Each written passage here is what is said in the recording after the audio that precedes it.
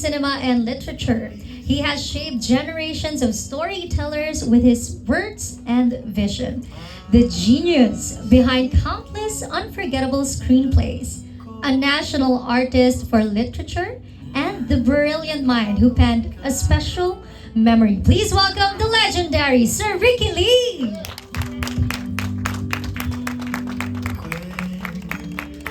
Sir Ricky, would you like to say hello to our dear friends? Hello sa inyong lahat. Hello uli sa inyong lahat. Salamat sa pagpunta niyo rito. Thank you very much. That was Sir Ricky Lee, everybody.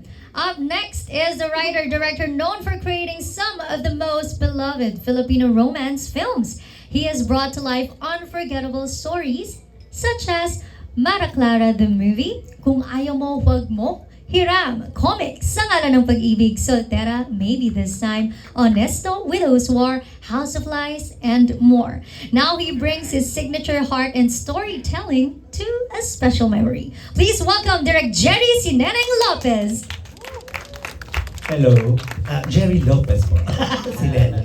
Good afternoon. Salamat po sa pagpunta. Joining us this afternoon. Thank you. There you have it, of course, the captain of the ship.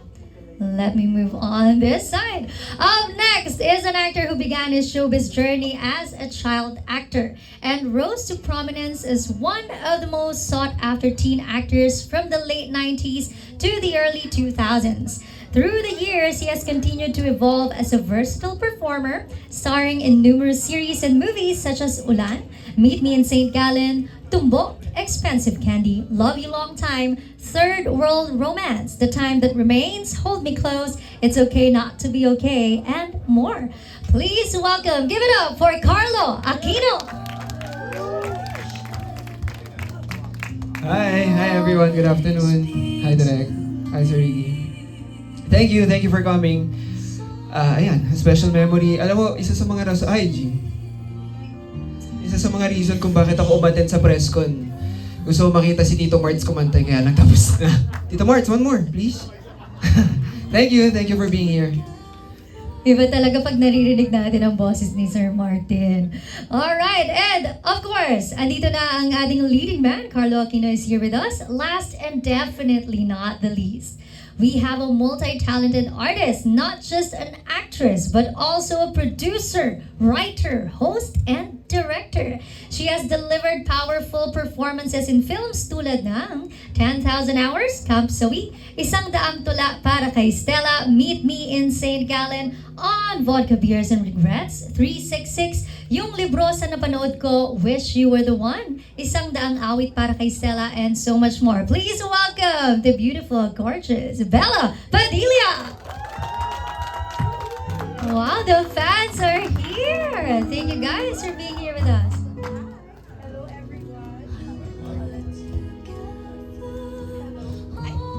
Hello everyone, good afternoon po. Thank you so much, katulad ng sabi ni Carlo, thank you for being here with us today.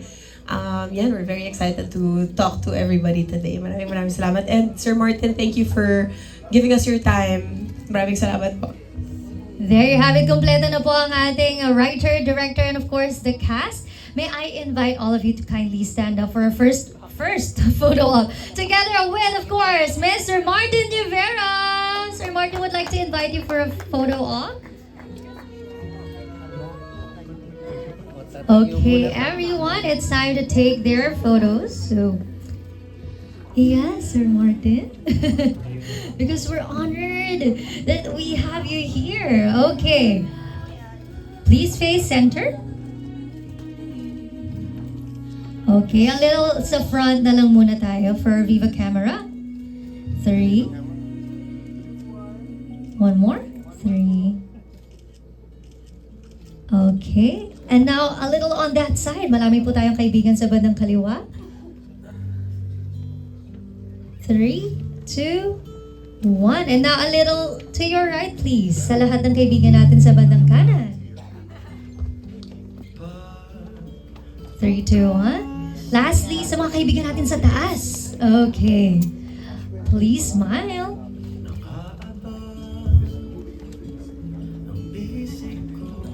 Last photo, 3, 2, 1. There you have it. Thank you very much.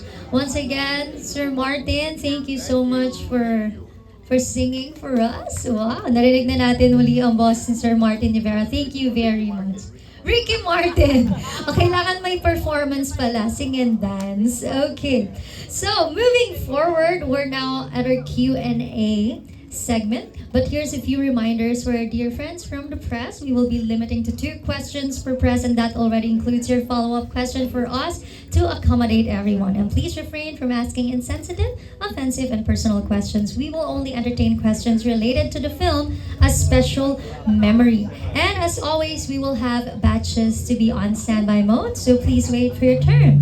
And speaking of batches, we'll have our first batch. Please do stand by Bobby Ricantina of Manila Bulletin, Lars Santiago of GMA, Von Belinario of TV5 Digital, Archie Liao of Abante Tonight, and Miss Kate Adahar of Random Republica. Our first question will be coming from Bobby Ricantina of Manila Bulletin. Good afternoon. 2-in-1, isasama ko na sa isang question yung dalawang questions. For Bella and Carlo, congratulations on your latest project. 8 years is last time kayo nagkatrabaho in Meet Me in St. Gallen. 2018, parang gano'n yata. 2017. 2018. Okay, so kumusta naman working together again? May mga bago ba kayong discovery sa isa't isa? Napilitan lang po talaga ako. Actually, it was such a nice experience to work with Carlo again. I was surprised na nung first day ko, I was so nervous to work with Carlo. I think because I've been watching also his projects, in the last 8 years, and I could see that after Meet Me in St. Gallen, he kept accepting really good roles na minsan may mga ginagawa siyang pelikula na naiisip ko sana ako yung kasama niya dito, or like, I wish I was given a chance to read the script or something like that. But I saw that he just kept getting better and better over time. So when I finally got to set, medyo kabado ako. So nung day 1, sinasabihan ko siya na, Carlo, wait lang parang I have to keep up or catch up or warm up siguro.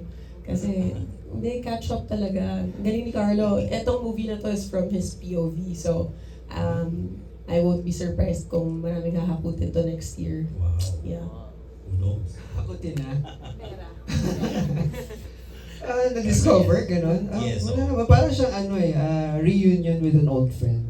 Pagdating sa set, yun nga, catch up, ganun lang, kamusta siya sa buhay, personally, yun, nag-mature na, yung mga choices niya sa buhay, nag-iba na. Pareho tayo, immature. So, naging excited lang talaga ako na magkaroon ulit kami ng reunion movie and something, di ba, very, very special na ganitong pelikula. Okay, thank you. Congratulations. Thank you. That was Bobby Ricantina of Manila Bulletin. Up next, we have Lars Santiago from GMA. Yeah, Bella and Carlo, pinanood niyo ba yung original before you did the movie? Ako po hindi, dito. Hindi po. Parang yung It's Okay din, hindi ko rin po napanood. So ito, hindi ko nga alam na Japanese, ba? Series? Pure Soul na hindi ko po, wala po akong idea. So ang nabasa ko lang talaga is yung naisulat ni Sir Ricky, and yun na lang po yung in-interpret ko.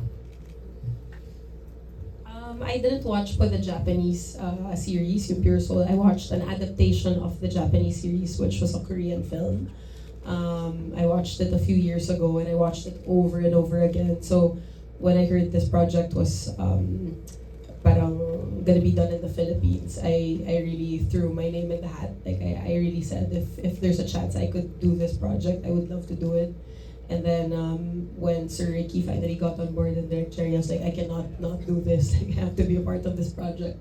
So it's beautiful because it's very different from the version I saw. But just like memories, it will be nostalgic po. Kay Direct Cherry and of course sa ating national artist, mas mahirap ba kasi adaptation? May mga binago ba kayo or may pressure ba na ay kailangan magawa ito ng at least at par or mas mahigit dun sa original?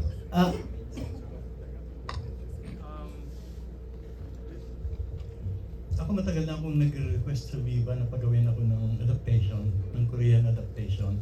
Hindi ako nabibigyan. I think this is the first time. So, very excited ako nang inalok sa akin.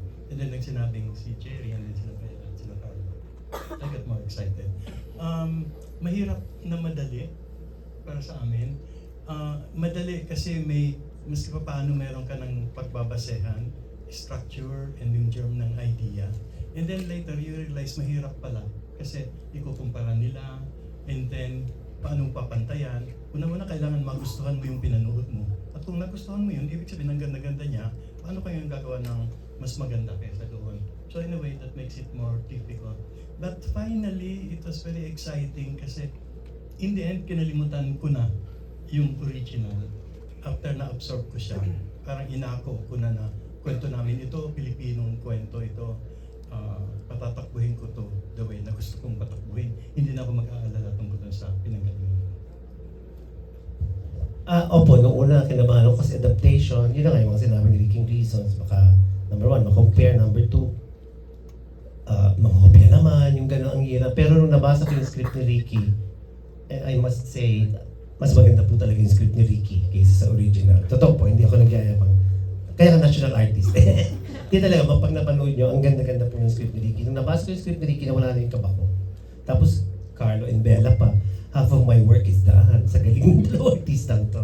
So yun po, nung una kinabahan, pero nung nag-shoot na sobrang sarap na ng pakiramdam. Lalo na nung natapos na. Ganda-ganda, thank you. Thank you. Thank you for your questions. That was Lars Santiago of GMA. Up next, we have Von Belinario of TV5. Hi everyone, good afternoon. Yung question ko po muna kay Bella and kay Carlo. Bella, Carlo, I think si Bella nag-tweet a few days ago, may nireplyan kang tweet na mas mapanakit daw to. Ito daw yung pinakamapanakit mong movie so far. How did you say that? And reaction, Carlo, kasi ikaw rin, kilala ka rin namin bilang mapanakit sa mga movie. I said it with pride.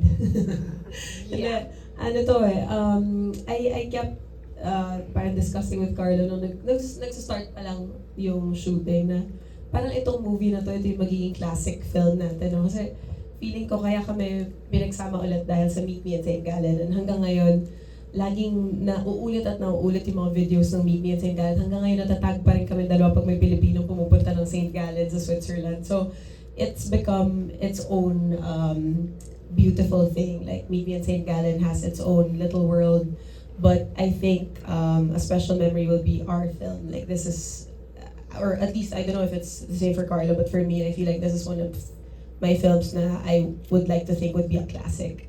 Because obviously I have Jerry Lopez and also a national artist, Sir Ricky Lee, writing the script. So it feels very different from everything I've done. It feels more mature. It feels so grounded. The script, sometimes yung lines borderline poetic. Ang gaganda ng dialogue na parang ang hirap minsan parang pumasok sa eksena kasi nabibigyan ko ba ng justice because the lines are so good. You wanna give 800% if possible, but kaya talagang mapanakit siya because again it's like nothing like I've ever done before. Yeah. How about you, Carlo? Ano yun? Sorry ba? Ano yung question mo? Gaano ito kapanakit? Mapanakit? Masakit Compared sa talaga. mga May nakita akong IG post the other day. Sabi niya, pag nauulanan daw si Bella, alam mong masasaktan or mananakit si Bella. So tawag-tawa ako doon. Totoo naman din. Ang daming ulan dito. Basa kami talaga dito. Isa yun sa mga parang highlight ng pelikula. Well, gano'n naman talaga. Feeling ko kapag nagmamahal ka, may point na masasaktan ka talaga. So, yun lang naman. So, yung pelikula, si Sandra at si Dindo ay nagmamahal ng totoo. So, masasaktan sila dito. Thank you. Thank you. That was Von Belinario of TV5 Digital. Up next, we have Archie Liao of Abante Tonight. Ay, good afternoon po. Nakaka-relate ako sa kwento ng pelikula kasi nung yung mother ko kasi nung bedridden at saka na-stroke siya, there was time na kinakausap ko siya. Umiiyak siya. Ano ko nalaman na kahit yung memory niya wala na, nandun pa rin pala yung puso. Naiintindihan, naririnig ko rin niya kaya na naampanin niya, nakaramdam pa rin siya. So, tamang-tama yung ano ng pelikula na what the mind forgets, the heart remembers. Ang tanong ko lang kay Sir Ricky Lee at sa kay Direct Cherry Sinelling, anong kaibahan itong pelikula na ito sa mga ibang love stories na nagtatakal about ganito lovers na merong isang character na may nagsasuffer ng memory loss or Alzheimer's disease? Anong ikinaiba? In a way, pareho and at the same time, iba naman lagi. But we're very conscious ni Cherry dito sa material na gusto naming ipakita na yung pagmamahal, it goes beyond memories, it goes beyond sakit, it even goes beyond time. Na itong pagmamahalan itong dalawang ito, maski hindi makaalala yung isa, nandun pa rin siya. Natalo niya lahat. I think yun yung nag-guide sa amin kung saan man pumunta yung kwento.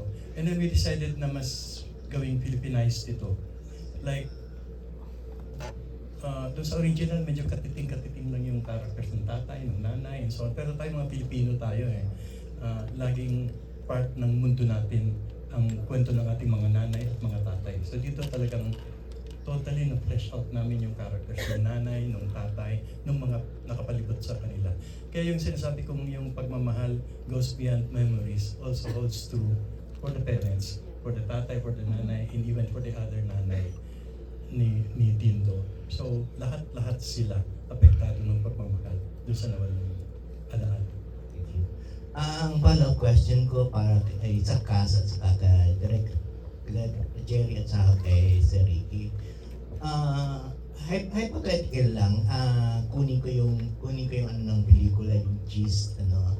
Kung sakaling halimbawa dumating ka sa punto na mawalan kayo ng memory, o halimbawa nagkaroon ka ng disease like Alzheimer's, ano yung bagay na gusto mong ma-retain at anong bagay gusto mong mabura? Kay Bella muna. Sakit ng tanong. Ano tanong mo? Panakit na reporter po kayo. Mabura, wala naman po siguro akong gustong mabura. Lahat ng memories ko, make-up po. May napanood ako movie the other day, yung Eternity. Sabi niya, what is a person if not a collection of memories? So, I feel like if I delete even just one memory, it's a disservice to who I am, and I like who I am. So, I don't want to delete anything. If there's something I would like to keep, I think, actually, I don't need to keep it. Kasi I always say this naman pag may mga interview, diba? Alam niyo naman, wala naman akong family, wala naman akong mga anak. So, I don't really, I feel like I have nothing to, I have no one to continue what I'm doing. But my movies will be my legacy. So if there's something I want to stay, or if there's something I want to leave on, it will be my movies. So siguro the first time I ever watched a movie, that will be the memory I want to keep. My first time in a cinema. Yan po. Kasi di ba may mga instances tayo na meron din selective amnesia. Ibig sabihin, may nare-retain tayo. At meron din namang hindi na natin maalala. So, ano yung mga bagay na yun? Halimbawa, kung may selective amnesia tayo, na gusto nating maging part ng core memory natin, at yung mga bagay na gusto nating iwaksin sa ating kaisipan. Siyempre, gusto ko yung masasayang moments. Siguro yung mga kasama ko, yung kaibigan ko, yung pamilya ko. Yun. One of my favorite memories, actually, nanood ako ng MMFF with my lolo sa SM Fairview nung bata pa ako. Tapos paulit-ulit namin pinanood yung movie na yun. So, it was just Enteng Cabezote. It wasn't, like a deep movie. It was a funny film. And, that memory, up to now, it's one of my favorite memories with him, even if he passed away already. So, I think movies are really a big part of my life. So, going to movies po. Carlo? Yung memory na gusto kong makip, siguro yung memory ko with my family, yung first out of the country namin na Hong Kong, yan. Lahat ng memories ko actually with my family. Tapos nung naipanganak yung daughter ko, si Mithi, and then yung wedding namin ni Charlie. Yun. Mabura? Mabura? Parang nabura na, hindi wala na akong maalala. So parang okay na ako. I think, thank you. May inputs dito si Sir Ricky at saka si Direk. Wala po si Memory na gusto kong makip, yung memory. Pasensya na kayo, maano talaga ako. Nung buhay pa yung parents ko. Memory, gusto kong mabura nung namatay sila. Ako, dalawa. Growing up in Daet, when I was still very young, wala pa ako sa showbiz. Wala pa ako sa mundong ito. And then, lahat ng mga karanasan ko na after pinalabas yung pelikula ko, nagpapalakpakan lahat. At yung iba sumasaludo pa sa akin. Pag pumapasok ako dun sa reception, nagpapalakpakan sila. That happened nung unang panahon sa Himala, Brutal and so on. I want to keep that kasi yun ang nagbabalidate sa akin bilang isang tao. Yung mga nasulat ko noon na pelikula. Thank you po and congratulations. Thank you. That was Archie Liao of Abandoned Tonight. Up next, we have Miss Kate Adahar of Random Republica. Hi, good afternoon. My first question for Carlo and Bella. Since heavy yung movie, maraming iyakan, any related or real-life experience na pinag-uutan niyo? Sa akin wala eh. Parang ang hirap eh. Dahil iba yung role eh. May kinukuhanan ako kasi yung auntie ko nagkaroon ng Alzheimer's. Pero ayoko kasing dalhin yun sa trabaho dahil masyadong mabigat para sa akin. So, pagka nasa trabaho, ako si Dindo, si Bella, si Sandra. So, doon lang ako umiikot palagi. Same din naman, I didn't use actual situations. Nag-focus na lang kami sa script and Direk Jerry guided us so well. We didn't need to use parang old experiences naman. Yeah. Thank you. And for Direk Jerry, na-mention nyo kanina half the work is done when you're working with good actors. So, pakwento po kung kumusta yung naging experience pag-direct nito and nakakailang take po sa mga heavy scenes. Ayan, buti tinanong mo yan. Hello. Ayan. Actually, may point na nag-shoot kami. Sabi nung acting coach, believe it or not, may acting coach pa kami sa galing nitong dalawang to. No? Hindi, not to teach them how to act, but ano lang, support, guide, gano'n. Sabi nung acting coach, direct tinatanong ni Bella at ni Carlo, okay na raw po ba kayo? Kasi lagi kayong take 1. Kadalasan take 1. Sabi ko kay Carla, balikan mo sila. Sabi mo, sa galing nilang yun, ay, pa ba ako take 2? Ano ako, tanga? Yun, that says it all. Na take 1 actors po yung dalawang to. Tsaka hindi lang sila, hindi pupunta ng set, gagawin lang yun nasa script, collaborative. Kasama ko silang mag-isip, kasama ko silang bumuo ng eksena. Ang dami nilang beautiful suggestions. Si Bea, ang dami nilang suggestions. Si Carlo. Ang sarap lang po ng working relationship namin. Walang, number one, walang ere, walang diva, walang ang gaan-gaan ng set. Kahit ang bigat-bigat ng storya. So, para lang kaming I'm so excited to go to the shoot every day. Tapos, na-excite ako talaga, ano kaya sasabihin, sasuggest ni Bella tsaka ni Carlo. Ganun kami. Alam ni Bella to. Alam ni Carlo to. Ang sarap. Tsaka sobrang galing. So, yun na nga, kalahati ng work ko done. Aanggulo na lang ako eh. Thank you, Direk. Thank you. That was Miss Kate Adahar of Random Republica. For our next batch, please do stand by. Nurse Alma of GMA Entertainment, Alan Policarpio of Inquirer, Miss Dolly Ann Carvajal of Philippine Star, Nikki Wang of Manila Standard, Street Scooper, a TikTok content creator. Our next question will be coming from Nurse Alma of GMA Entertainment. Hello, good afternoon. To Bella, tama ba na you hate rains? Yes, how do you know? Nabanggit ko ba ito dati? Parang, for someone na, may nakapag-banggit lang, for someone na ayaw ng ulan, tas puro yung movies mo, Oo may nga mga eh. rain scenes ka, paano yun? Maganda. Sa totoong buhay ako ng ulan. Nalulungkot ako. Hindi, nalulungkot ako sa ulan. Oo, ganun. Oo, nalulungkot ako pag umuulan. Siguro dahil lumaki ako sa Pilipinas, gusto ko maaraw palagi. Nakatulong siya sa akin dito sa movie ng grabe because the movie is very heavy and melancholic. It helped me a lot. Minsan, sinisindihan pa lang nila yung rain effect na tutulungan ako emotionally. Which was such a big help, honestly. But, we keep saying ang bigat ng movie, ang sakit ng movie, but there are also so many beautiful light moments in the film. I just wanna add kasi baka i-expect nyo, umpisa pa lang umiiyak na kayo. Although, it could be that way. There are so many light moments also that bring life to the film. Masingit lang, but yeah. My second question is for Carlo. And siguro pati na rin kay Bella, no? Since St. Gallen, ano yung mga na ano nyo na sa tingin nyo yung parang nag-improve or ano yung sa acting may mga na ayaw ko gamit. Ano yung mga nag-improve sa inyo or na-discover ninyo na kakaiba this time since mapanakit na movie din ito?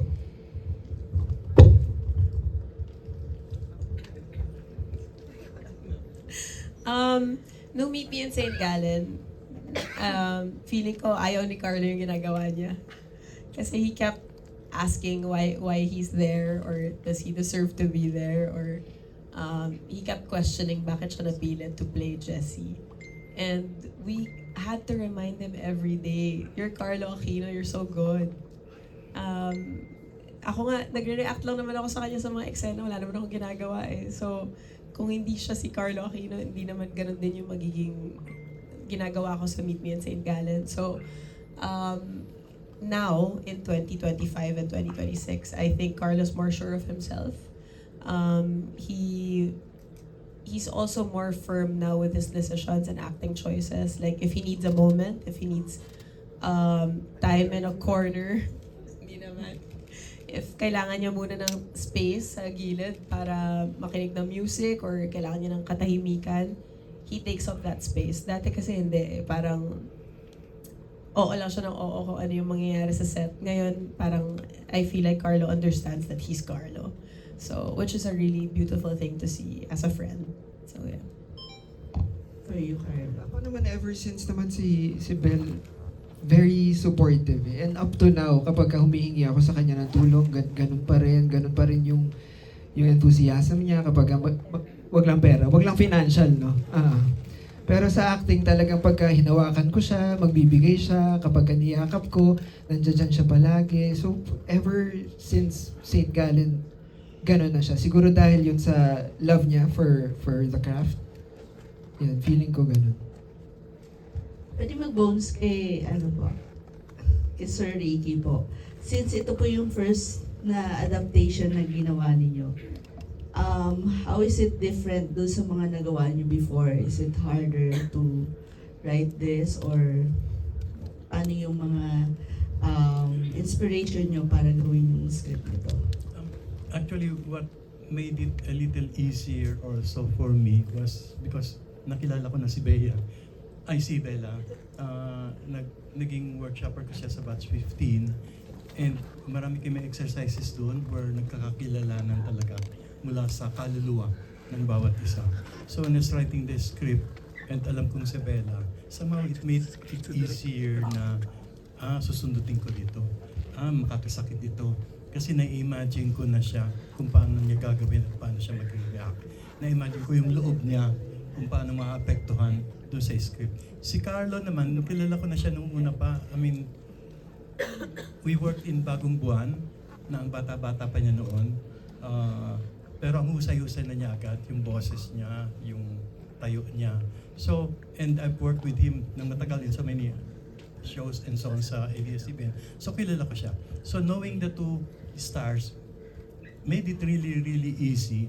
Aside from Jerry Sineneng na workshopper also, at kaibigan ko ng matagal na, at ang katrabaho ko na Loves Kita Babes, Huwag Kang Lilingon, and so on. So, comfortable na comfortable. Although masakit yung pagsusulat ng script, komportable yung experience ko writing the script. Thank you. That was Nurse Ama of GMA Entertainment. Up next, we have Alan Policarpio of Inquirer. Hello, good afternoon po. I have a question for Bella and Carlo. Parang kayo yung, no matter kung sino yung i-partner sa inyo, you always able to create that chemistry, no? Pero particularly sa inyong dalawa, parang may difference ba or something unique kapag when it's the two of you sharing the screen together? Ewan ko, na-enjoy ko lang kapag si Belle yung katrabaho ko. Kasi pag nasa scene, giving siya. Kapag wala sa eksena, ang kulit, ang saya lang din. So, parang sobrang komportable ko when I'm with her. Ganun lang. serious actor ako, tapos sabi mo, makulit ako. Chemistry, actually, parang dapat si Direk Jerry tanongin natin. Hindi ko kasi alam yung magic ng chemistry eh. Parang I feel like that's a good insight yun. You like who you're working with.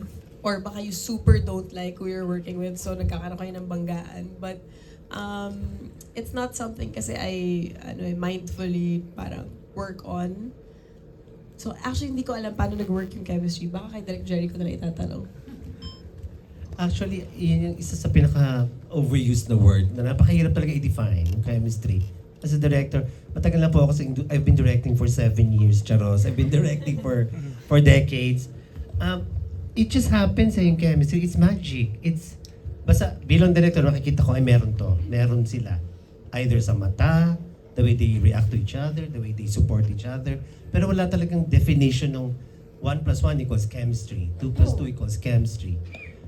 Nasa sa artista rin po yun eh. Magic nga siya kung paano nila ibibigay, paano nila palalabasin.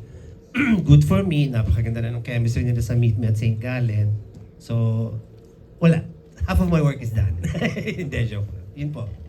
Yun, magic siya talaga. Ang hirap niya i-define. Thank you.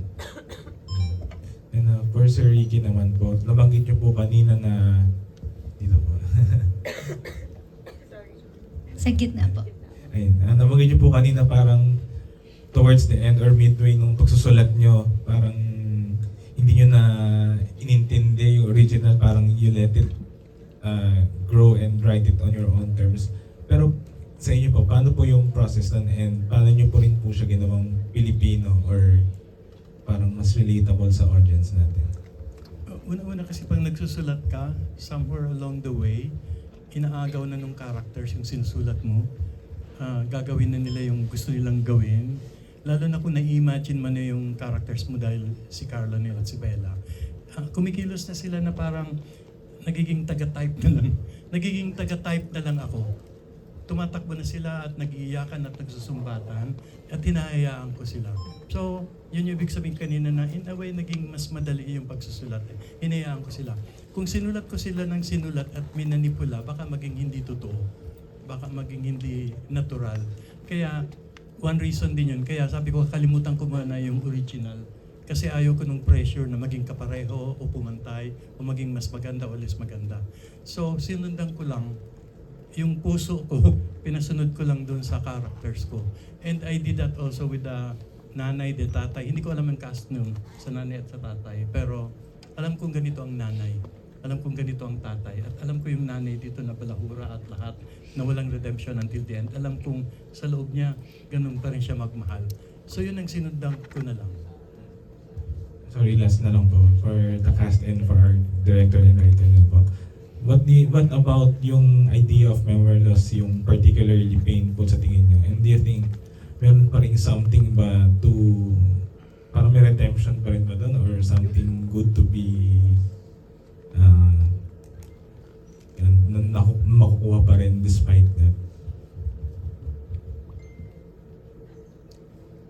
Anong redemption sa memory loss? I mean, sorry. What about yung idea ng memory loss is yung what makes it particularly painful sa tingin nyo? And sa tingin mo may mga ano ba siya? May redemption pa rin ba mahahanap? Isa siguro sa mga takeaway ko dito sa pelikula para sa akin na kapag papunta ka na sa ganun, kung may memory loss, halimbawa sa akin mangyayari, ang gagawin ko na lang is to become a better person para sa akin. Kasi mawala man yan lahat, I think your heart will always shine through. Yun yung magiging guiding light mo. Kung mabuti yung puso mo, magiging mabuti yun. Kahit mawala yung cognitive mo, physical, yung lahat ng kaya mong gawin, kung mabuti yung puso mo, yun yung lalabas. Singitan ko lang konti yung kay Carlo. Sige. Yung nare-retain. I think one thing, kakabit nung kay Carlo, one thing na makikita sa pelikula, even if may line sa trailer at sa pelikula na sinabi ng character ni Bella na malupit ang mundo, in the end, nakikita natin sa pelikula na mabait ang mundo. Totoong mabait siya. Maski na may memory loss, nag-iiwan siya ng mga marka, yung pabango doon sa trailer. na mahalala niya si Dindo. Maski hindi niya alam na si Dindo ito. Nag-iwan yung universe, yung mundo ng mga katikatiting na mga ebidensya sa palibot to show you na nothing is totally lost. Mabait pa rin ang mundo. Nandiyan pa rin yung pagmamahal. At may mga natitira pa rin. Hindi lahat nawawala. Ako naman sisingit sa answer ni Sir Ricky. May nagtanong kanina, anong difference nitong movie namin sa ibang movies that tackle memory loss. I think this is the first movie I've watched that tackles memory loss, that wakes up your other senses. So, katulad ng discussion sa Pabango, alam naman nating lahat, di ba, pag scent, it really brings you back to a certain memory, or it jumps you back to a different year, even a different decade. Yung patak ng ulan sa balat, malaking part kasi ng story yung ulan, yung pabango, yung hawak ng buhok. Like, marami kaming senses na binubuhay dito sa film. It's so beautiful na we used so many devices, I feel, to remind Dindo and Sandra who they are or what their love is like. And I think when the audience finally watches, their senses will come alive. I think that's the difference for me watching this and say like the Korean version or the Japanese version or even something like 50 First Dates, diba? Kasi ang dami naman ng movie about memory loss, but this is the first one I've watched. Now, while I was watching, nararamdaman ko yung lamig ng ulan. Hindi ko alam kung dahil ba ako yung artista dun sa film, but hopefully it translates and you guys see it too. And let us know if it does. But yeah, I think that's the difference of our film from what I've watched so far. Yeah. Ako naman yung what's painful about losing your memory. I believe kasi yung memories natin is what makes us unique. Each and every one of us, meron yung memories niya, iba naman sa memories ko.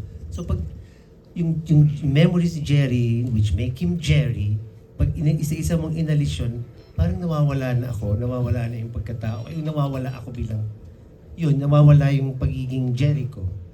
Kasi nga, akin yun memories ko yan Like your memories, sa'yo lang yan. At yun yung bumubuo sa pagkatao mo, tumutulong sa pagbuo ng pagkatao mo. Ang sakit isipin na, kasi di ba malungkot tayo, we think of happy thoughts, happy memories, para mapangiti, makalimutan yung dinadalang problema.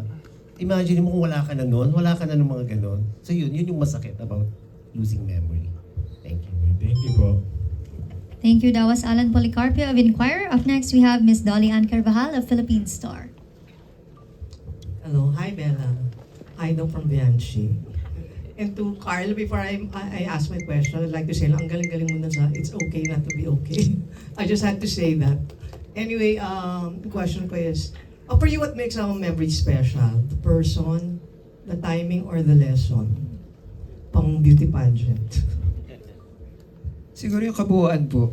Lahat, sama-sama. Kung sino yung kasama mo, kung kailan nangyari, kung saan. Kasi, yun yung nagpapaspecial yung kabuuan. Hindi lang naman pwede kang the whole package. Hindi ka pwedeng mamili ng isa lang para sa akin. Thank you. Yeah, same po. Parang total, everything The po. totality. Yes, the totality. Thank you. For Sir Ricky. Sir Ricky, ano pong pinaka painful line dito sa movie without spoiling the story? For you personally. Pinaka-painful line. With ang dami Naku, masakit talaga. One that may, stands out in your memory. well, merong isa na naalala ko na painful, doon akong spoiler ito, nang tinawag niya si Dindo na Roy. So the line is Roy. It's one word, but it's very painful. May trauma ako dyan kay Roy na yan. Hindi ko ma-shoot kasi ang hirap po nung eksena sobrang bigat So nagsabi ako kay Direk na pwede po ba na sa ibang araw natin ito kuhanin kasi hindi ko kaya na dire-diretso po yung mabibigat na eksena. So early back up. Parang hard to believe na hindi mo kaya. Yes. Thank you. Ayun, one word lang yun. Dindo yung pangalan ko. Yan po ang isa sa abangan natin sa pelikula. Alright, up next, we have Nikki Wang of Manila Standard. Hi, good afternoon, and of course, congratulations to your film. My first question is para kay Direk. Direk, twice mo lang sinabi na half of your work is already done. Yes po. and you've already touched on their chemistry. But beyond that, I would like to know, no, what can you say about your actors, the way they understood their characters, and of course their openness sa iyong direction? Number one, isa-isayin po natin. The way they understood the characters, buong grasp nila yung characters nila. Kung meron man kaming konting discussion, napaka-minimal kasi kuwang-kuha na nila the fact na sila pa ngayon nagsasuggest para mas mabuo at mas gumanda yung character. Sobra akong naramdaman, gets nila yung characters. Ano po yung next question? Nakalimutan. May Alzheimer's po ako eh. Ano po yung next question? Sandra po ang pangalan ko. Direct Sandra, their openness to your direction, the way you Sobra. Aminin ko po sa edad kong ito, 38 years old na po ako ngayon, Joe. Sa tagal ko sa industriya, nai-intimidate pa rin ako pag first day na i-direct ko yung magagaling. Si Carlo, nakatrabaho ko po siya, batang-bata. Si Bella, nakatrabaho ko sa TV. Pero ngayon yung iba tong pelikula, kinakabahan ako nung first day kasi will they trust me? Will they resist me? Will they react to my directions? Hindi. Totally walang mala. Pinadama nila agad sa akin yung tiwala nila sa akin, yung openness nila, yung sasuggest kong dalhin dito sa kaliwa, gagawin nila, dalhin nila sa kaliwa. You know what I mean? Sobrang, wala nga kami yatang argument. Never kami nag-disagree. Meron ba? Yung fear of heights. Ay, iba naman po yun. Pero wala kaming disagreement, arguments, wala kaming... Number one, siguro dahil wala rin naman kaming dapat mag-disagreehan. Malino kasi yung script ni Ricky, malino yung takbo ng storya. Pero in terms of acting and may konti akong sasuggest here and there na agad-agad naman, tatanggapin nila. In the same way, meron silang babaguhin sa gusto kong pagawa. Mas maganda naman, tinatanggap ko naman. Ganun po kami ka-open. Thank you. Thank you, Direk. And of course, may last question para kay Carlo and Bella. Sweet question lang to. I'd like to piggyback on the title of the film, A Special Memory. Talking about your whole experience doing the film, siguro ano yung special memory na napulot nyo in this project? Carlo? Ikukwento ko na, yung fear of heights ko, nagkaroon kami ng konting argument ni Direk Jerry kasi nga ayokong sumakay sa mga rides. Okay? Oo, pero kasi si Belle, gusto niyang kuhanan yung eksena na yon. So, ginawa ko, sobrang na-anxiety ako. Nagagalit ako sa sarili ko, pumutok ako dun habang nandun na sa ride. Nagalit ngayon si Direk Jerry na pumayag ka dito, pumayag ka na. So, umalis siya, kinuhanan namin yung scene. Nagawa ko, pero hindi ko alam kung nasama dahil mukha akong takot na takot yata doon.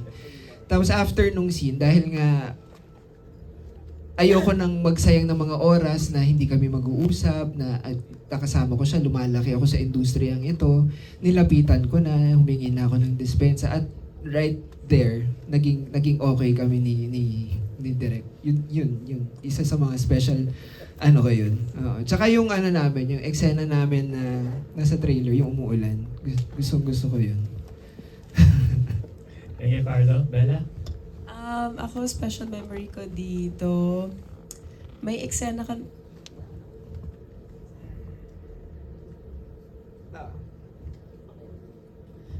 kami dito ni Carlo na heavy scene, magbabasag siya ng mga plato. So, dahil budget.com po kami dito at one camera lang nung araw na yun. Kailangan ko hintayin yung camera na lumipat pa sa akin at mag-focus. So, I had to wait for a cue for me to look. Tapos sabi ko, sobrang tagal na. Kanina pa nabasag yung plato, wala pa rin nagko-cue sa akin. Ano kaya nangyari? So, pagtingin ko si Carlo nasa sahig na, parang muntik siya mag-pass out. Or nag-pass out. Na high blood si Carlo sa eksena. So, si Carlo kasi pag hindi kami nagtitake, pag lunch, ang gusto niya kainin lagi mga liempo, taba ng baboy. Siguro dahil sobrang payat niya, akala niya okay siya. Hindi siya kumakain ng gulay, gusto niya kape, maraming kape. So, yun, na high blood po siya sa set. Nung nagbasag siya ng plato, talaga yung BP niya tumaas. Sabi ko, ay, pakak na pala kami. That's the most special memory for me. Kinabahan ako, sabi ko, ang tagal ko linigawan tong pelikulang to. Hindi pa ata matutuloy. And then, but, no, he took it like a champ. Right after that, they checked his BP. They gave him something to smell. They gave him meds. He wanted to shoot right after, diba, direct? Ayaw na naming lahat kasi nag-violet na yung labi niya, gusto niya pa mag-shooting. Kinakausap ako ni Direk sa comms, sabi niya, Bells, nak, sa ibang araw na natin itutuloy. Ay, opo, Direk, opo. So, kinalimutan ko na yung eksena, tumigil na ako umiyak. Biglang si Carlo, nakita ko sumisenyas, no, Direk, one more. Nabumitaw na. Sobrang galing masyado, sobrang professional. Ayaw niyang umuwi. Pero hindi, pinauwi na namin siya. So, I think, ang dami nangyari sa set na to. Health scares, height scares, but funnily, Rain, near-death experiences, but funnily, overall, I think this is one of my lightest projects to date. It was so easy to be on set, like Direk Jerry said. Wala masyadong pressure. It was very easy. Yan. Lightest pero heavy on emotions. Heavy for you guys, light for us. Thank you very much. Good afternoon. Thank you. Thank you for your questions. That was Nikki Wang of Manila Standard. Up next, we have Street Scooper, a TikTok content creator. Hi, good afternoon po. And I'm RJ of Street Scooper Vlog. So first, congratulations po sa new movie na paniguradong aabangan. And it's not too late, of course. we want to recognize you guys really about your last year, 2025, of course, about kay Miss Bella sa isang daang awit para kay Stella. And syempre, Carlo Aquino, para naman dun sa Bar Boys. Dalawang beses ko yung pinanood. Sobra. And syempre, para sa akin, nag-stand out ka doon sa Bar Boys. Or isa ka sa mga nag-stand out, yun na lang. Kaya dalawang beses ko din pinanood. Syempre, yung isa gamit yung passes, isa gamit yung bulsa. So, well, speaking of that, since natanong na kanina yung about sa special memory, particularly, I just want to ask, since na great actors kayo, ang dami nyo nagawang project na sobra talagang madami kaming natutunan, nakarelate kami and everything. Sa kabila ng hirap na ginagawa nyo, for sure, dumarating yung time na parang ayaw niya na siguro sa ginagawa nyo or napapagod kayo, as simple as that. Dumating na ba talaga yung time na parang gusto niyo nang mag-quit? And ano yung special memory na nasabi ng friend or ng family na nakapagpabalik doon sa motivation nyo bilang actor para magpatuloy at palaging gawin lang to kahit na napapagod na kayo?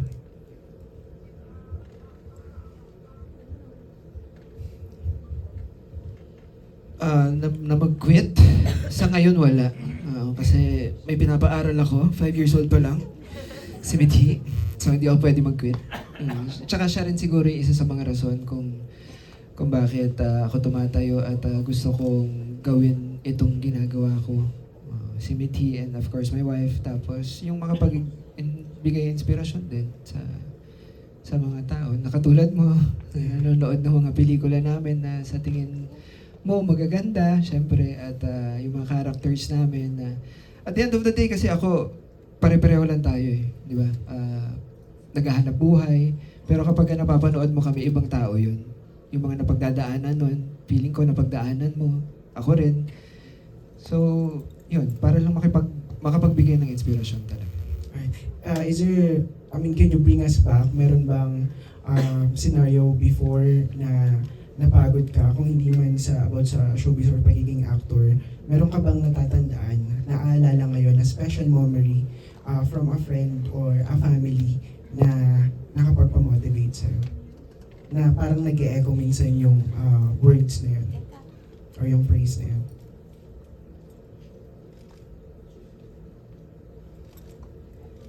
Isa lang talaga, nung lumabas si Mithi, nung nakita ko si Mithi, yun yung jump start na talagang dapat paghusayan ko, pagbutihan ko.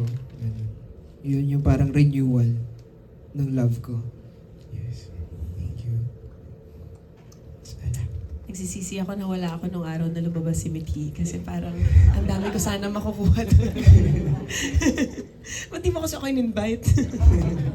Pwede naman up to 4 people. Hindi, nandito pa ako noon. Meron na burnout ako at one point. 2019, I was shooting on Vodka Beers and Regrets, Manyanita, and Mea Culpa. May ginagawa kami series na Direk Jerry, yung Sinong May Sala, at the same time. So, sa isang linggo, I was playing sniper shooter, lawyer na schizophrenic, at an alcoholic actress. So, 3 characters in 1 week, Monday to Sunday. So, nakakalimutan ko na kung sino ako. Tapos naalala ko may isang shooting kami ng Manyanita. Parang pa 6 a.m. na, paakyat na yung araw. Malilate na ako sa susunod, sa Sinong May Sala.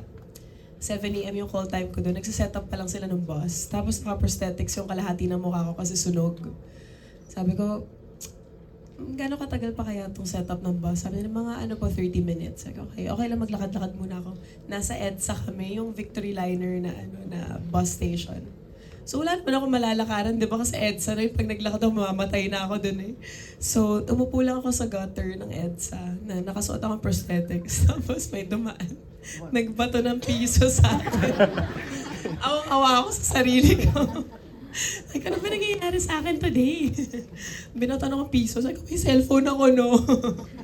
Pero yeah, parang nung moment na yun, ramdam ko yung pagod nung linggong yun. Tapos iniisip ko lang, pag nakakuha ako ng day off, yung mahabang day off, aalis ako, as in malayo. So, mag-Holy Week, pumunta ako ng London, kahit maiksi lang naman yung Holy Week eh.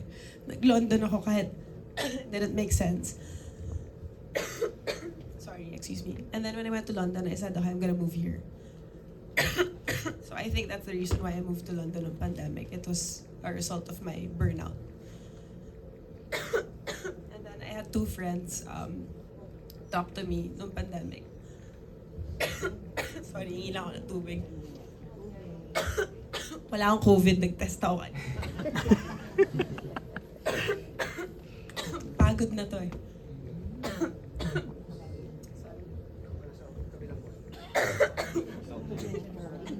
Wala sa gateway 1 ng tubig. Malapit lang yung may annex. As a taong ubuhin, no? Talagang ang daldal ko pa rin. And then, I remember lang, during the pandemic, 2 people spoke to me, Piolo and Kim Chu. They told me, tama na yan, umuwi ka na dito. And it woke me up na parang, oo nga, tama na, parang I'm hiding from my reality and what I'm supposed to do. So, ako kasi hindi ako affectionate na tao. Mas nag-work sa akin yung tough love. So, nung tinough love na ako ni Piolo at saka ni Kim, yun, parang nagising na ako na, oo nga, ano ba ginagawa ko dito? Aral ako ng aral. Yung inaaral ko, trabaho ko na siya sa Pilipinas. Ginagawa ko na siya dati pa. So, uwi na ako. Yun po. Thank you po. Thank you. That was Street Scooper, a TikTok content creator. For our next batch, please do stand by Miss Aster Amaya of TikTok, People's Journal, Filipino Star Ngayon, Alan Sancon of Stars Photo, and Erwin Ogawa of Anong Ganap. Our next question will be coming from Miss Aster Amaya of TikTok, People's Journal, and Filipino Star Ngayon. I'm here, pero halos na tanong nang gusto ko dapat din malaman. Tanungin ko muna si Direk at saka si Ricky. Ano ang mas mahirap gawin? Isang original material or an adaptation material? Original material kasi para kang lumalangoy sa dagat, walang landmarks, walang pangpang, malawak lahat o walang balsa. You can go anywhere. And kung writer ka, you want to go everywhere kasi ang dami-daming ideas. So, ang difficult na trabaho sa writing is yung mamimili ka out of 5, 6, 7 na magagandang idea. Pero sa adaptation, more or less guided yung pamimili mo eh. Either magdi-deviate ako rito o gagayahin ko to pero papagandahin ko, meron ka ng reference point.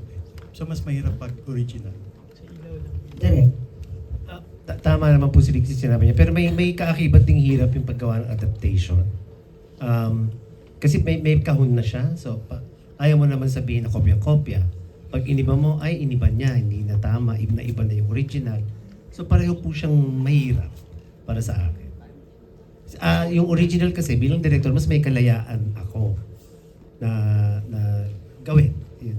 Sa adaptation, lalo na yung mga iconic scenes kasi hindi ginagawa ko rin po ito sa TV, hindi lang naman sa film. So may mga iconic scenes na eto direct kailangan natin gawin. Hindi ako agree kasi hindi ito Pinoy. Pero kailangan gawin. Yung may mga ganun. So para sa akin naman, pareho siyang mahirap. Yun nga lang, sa original kasi mas may freedom ng konti para sa akin. Kasi nakakahon na yung adaptation. Thank you. Thank you, Direk. Carlo, bago kita tanungin, may kumusta sa'yo si Crosspoint director mo, writer-director na si Donnie Orjales. Regards daw. Kasama kami before New Year. Ayan. Ang alaala. Tapos na yata. Salamat po. Ang mukha. Ang alaala. Thank you very much. Ay ikaw.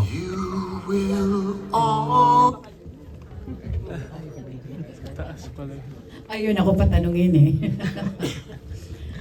Alam mo, nakakatuwa kayo, Bella, at saka si Carlo. Kasi kahit sabihin natin mas matanda si Carlo sa'yo, he's 40. Pero Ang malaki po. Tingnan mo naman siya, ha?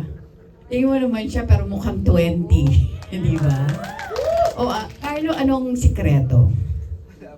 Wala pong secret. Happy lang. Siguro, mas pinipili kong makita yung mga mabuti sa buhay kaysa sa masasama. Mas pinipili kong kalimutan yung mga masasamang nangyayari sa buhay. Pinagdadaanan ko lang pero hindi ko pwede natambayan. Tapos mas na-appreciate ko yung mga beautiful things in life. Na pagkagising pa lang, ay salamat. Lord, nagising po ako today. Doon pa lang, magsisimula ka na magpasalamat. Kahit marami kami napansin sa'yo, mas nag-loosen up ka na ngayon. Unlike before, may medyo aloof ka, lalo na sa media, sa press. Atensyonado pa rin po. Pawis yung kilikili ko ngayon, hindi lang po halata. Pero hindi, mas ano ka na ngayon, mas open. But anyway, si Bella, during the time na, of course, sinabi mo na nga na burnout ka, kaya nag-move ka, relocate ka sa London. So, ano ang mga na-miss mo habang nasa London ka? Kasi parang ang dami, actually ang dami. Pero para sa'yo, ano ang mga na-miss mo nga? Yung mga ganito po, mga ganitong moments. I think I started changing when I was in London po. Parang nag-adapt po ako na ito yung normal life, wala akong kasama sa bahay. I was doing everything by myself. Nagulat ako na na-miss ko yung Filipino food kasi nung nakatira ako dito, hindi naman ako makain ng Filipino food every day unless parang may event, tas ang catering, Barrio Fiesta, or like Kamayan. Dati hindi naman ako kumakain ng Filipino food nung nandito ako, pero nung nandun ako, araw-araw ako nagluluto ng Filipino food. Parang you realize pala how much yun nga, food or scents or situations really tie you to home. So I kept recreating them in London. And then I started questioning myself, why am I recreating it when I can just go back home? But then I'm kind of stubborn, Tita Aster, kasi siguro dahil Taurus ako, parang hindi pumunta ako dito, mag-aaral ako, so kailangan tapusin ko yung inaaral ko, or pumunta ako dito kasi may gusto ko i-try, gusto kong makilala tong part na to ng buhay ko, then I should finish that. So I was being very stubborn about it. I didn't want to go home na parang wala akong natutunan. But then I realized, even just the quiet moments taught me so much. Yun po, parang it was very different, Tita Aster. And we're glad you're back. Dahil kailangan ka ng industriya. Thank you po. Bago ko ipasa ang microphone, parang may gusto lang kaming malaman, sinong nagpadala sa iyo ng beautiful flowers nung nakaraang Valentine's Day? Nako po. Si Carlo na lang, charot. Isi-secret ko po muna, Tita. Ibubulong ko na lang sa'yo later, Tita Aster. Hindi, wala pa naman, Tita. Wala pa. I'm not seeing anyone right now. Kasi you posted it eh. So, inisip namin na he must be somebody special. Natuwa lang naman ako na maganda po yung flowers. Pero wala pa naman. Wala pa ako sinasagot. Sige. But anyway, good luck to all of you. Good luck on the movie. Thank you. Thank you. That was Miss Esther Amoyo. Up next, we have Alan Sancano, Stars Photo. Hello po. Good afternoon everyone. Congratulations dito sa movie. Yung first question ko kay Direk Jerry, tanong ko lang parang hindi na kuha yung reaction mo tungkol dun sa nangyari confrontation niya ni Carlo about dun sa Heights. Ano lang po yung naging reaction niyo nun and how you take it parang as a director pag may ganong situation na ayaw ng actor? Ano ba nangyari nun? Siyempre nanginginig rin ako after nangyari yun. It wasn't bad. Ako na po, ako talaga nito. Doon siya. Opo. Oo. Siguro kasi, pagod lang kasi gabi na po yun eh. Medyo papack up na tayo nun. Medyo... Tsaka I think ayaw mo din kasi malagi sa alanganin si Carlo. Oo. So sinabi na kasi ni Carlo umaga pa lang hindi siya sasakay sa rides. Pero sa Fun Ranch kasi yung taping namin. Ang tanda-tanda na naming dalawa. Kung yung train na maliit na pambata lang yung sasakyan namin, hindi siya believable.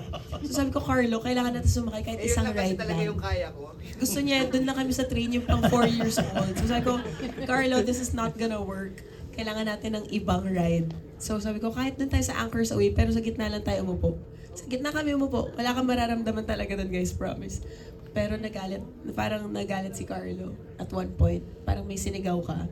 And I think Direct Jerry approached the set mostly also to protect your staff. I feel, yun yung naramdaman ko na kasi may sinabi si Carlo na one word. So, I think you called him out na parang, ops, pumayag kang i-shoot to, so huwag kang magagalit. It was more like that, hindi siya away. Hindi po sigawan, hindi po ganun lang. Yeah. One-liner lang, mga teleserye. Hindi siya gap ender ng series. So. Opo, hindi siya gap ender. Pero nag-violent yung labi ni Carlo ulit nung araw na yun. High blood uli siya. Hero of Heights. Hindi, tanong ko ng Carlo, hindi namin alam na takot ka pala sa Heights, no? When was that? Bata ka pa ba? Takot ka na sa Heights? Hindi. Kaya ko naman, pero as much as possible, wag na lang kung ano.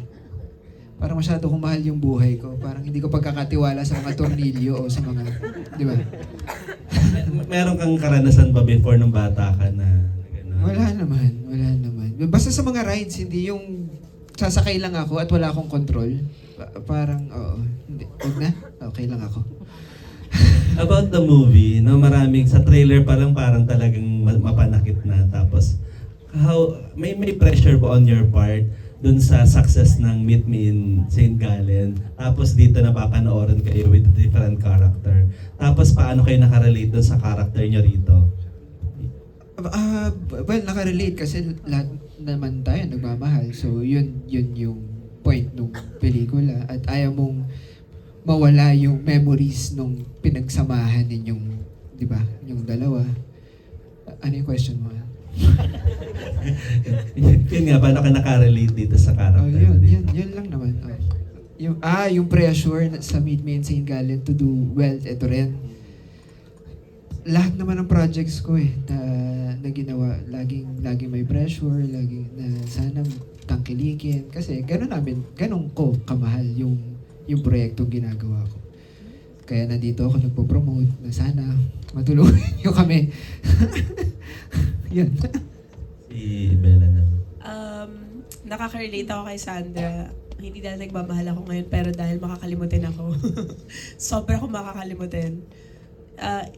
Hindi ko alam kung lumala siya dahil sa movie na to. Meron akong ganun eh. Pag may ginagawa kang project, dumidikit yung kaluluwa ko dun sa character. So feeling ko dahil sa special memory, naging sobrang forgetful ko. Nadadala ko siya. So sana mag-umpisa na ako ng bagong project para mag-iba na naman yung pagkatao ko. But yung pressure for us to beat yung Meet Me in St. Gallen, I think like I said kanina, they're very different projects naman. It was the first time they saw Carlo and I together in Meet Me at St. Gallen. No one knew if it was gonna work or not. We're happy that it did. I feel like it launched not just us and Direk Irene, but also a genre of like Filipino films then. Yung ganun yung two characters na mumblecore conversation movie. It was one of the first nung mga 2010s. So, we're happy that worked, but it's a very different project. So, I don't even know if kung paano namin to gagawin, how we're gonna market it properly, sa totoo lang. Kasi alam nyo na naman, nag-iba rin yung landscape ng pelikula sa Philippines, diba? We can really use all the help we can get. Dami nating kalaban, we have not also kalaban lang, but they're also our allies in many ways with, their streaming platforms.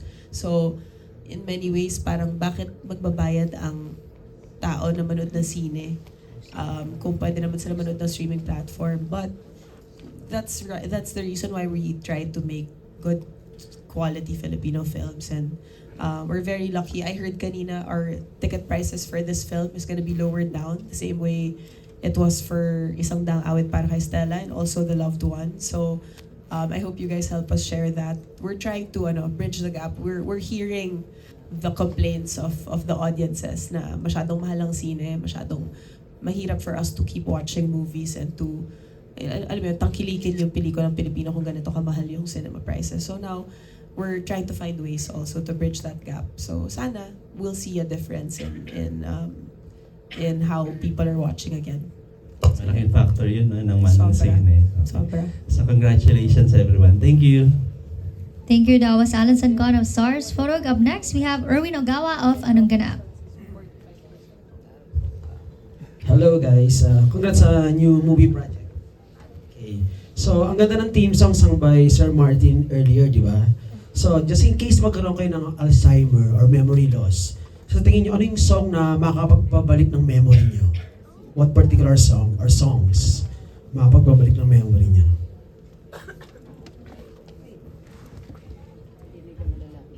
Lahat po ba? Yes po. Ako La Traviata. Wow! La Traviata. Hindi, ano po ako, Baduy ako probinsyano family. Kasi lumaki po kami, kinakanta ng family namin, si Neneng family, ay Bakyamo Neneng. Yes. Totoo po yan. Ngayong may edad na ako, pag nagsasama-sama kami magkakapatid, kinakanta pa rin namin siya. It's our Core memory. I think it was composed for us, Neneng, si Neneng. Yun. Ganun ka-importante yung song na yun sa aming magkakapatid. Baduy, no? Probinsyano. Sir Ricky po. Bridge over troubled water. Yes, ang ganda. Ganda ng song. UP Days isa sa pinakamasayang yugto ng buhay ko nung estudyante pa lang ako sa UP. And part yun nung UP Days ko. Beautiful song. Ako siguro isa sa mga kanta, kasi mahilig din ako sa kanta. Mga early memories ko kasi si Daddy mahilig kumanta. Siguro Born Free ni Matt Monroe. Yes. Yun yung isa sa mga... Tapos I Don't Wanna Miss a Thing sa Armageddon. Actually, madami. Dahil mahilig talaga ako sa music. Yes. Bella. Ako, I think same sa dad ko din. Yellow Submarine, The Beatles. Tapos kung sa pelikula, yung sa City of Angels, anong title nun? Yung Iris. Oh, Para for me, best ever written song for a film. Susunod sa Special Memory na sinulat ni Martin Rivera para sa movie namin. Yes. Bagong-bago. Walang ibang version. Yun po. Yun, Iris, tsaka Yellow Submarine. Last question kay Bella and Carlo. Speaking of films pa rin, so ano yung tatlong films nyo ang gusto nyong ma-retain sa memories ng mga audience? Tatlong films. Our films. Yeah, your projects nyo. Mauna na ako. Meet Me in St. Gallen. Yes, of course. And now this Special Memory. And first film I directed, 366. Yes. Yeah. Thank you. And Carlo, 3 movies. Sa dami. Ang hirap, ano? Top 3. Mahal, walang top 3. Yeah, wala. Mahirap yung top 3. Yung, Oo, mahirap sagutin yun. Oo. Top of mind lang. Lahat nagpa-pile up sila. Siyempre, bagong buwan, bata-bata pa ako ginawa. St. Gallen. Ayan. Diba? Isa na lang. Isa na lang. Kokay daw. Sige, Koki. Nakatatlo na. Gusto ko nga magkaroon ng part 2 eh. Gusto ko ulit makita si Koki. Tumaba kaya siya? Nag-gain kaya siya ng weight? Ang dami kasi sobra. Oo. Okay, thank you guys. Best of luck. Thank you very much. That was Erwin Ogawa of Anong Ganap, and that concludes our Q&A. Thank you so much to our dear friends from the media press. Maraming salamat po for all your questions. And this time, it's you guys. Please promote your film to all our friends. Yes. Let's start off with Carlo. Again po, sa darating na March 11, sana po huwag niyong kalimutan. Huwag kayong magka-Alzheimer's. A special memory po. Sana po masuportahan niyo kami. Thank you. Yes, again, maraming salamat po sa lahat ng pumunta today. Thank you also, marketing team of Viva, for setting this up and organizing. Ang ganda-ganda, maraming salamat. Meron dapat po kaming scene drop today kaso hindi po umabot yung approval ng MTRCB. Papanood sana namin sa inyo. I-airdrop na lang namin sa inyo isa-isa para mapanoodin nyo. Gusto niyo ba makita? Gusto nyo ba makita? Pwede naman, pero bawal niyo po yung record. Ay, mahirap yan. Mahirap yan kayo. Kailangan niyo po patayin lahat ng cellphone. Lemon, pakita mo na.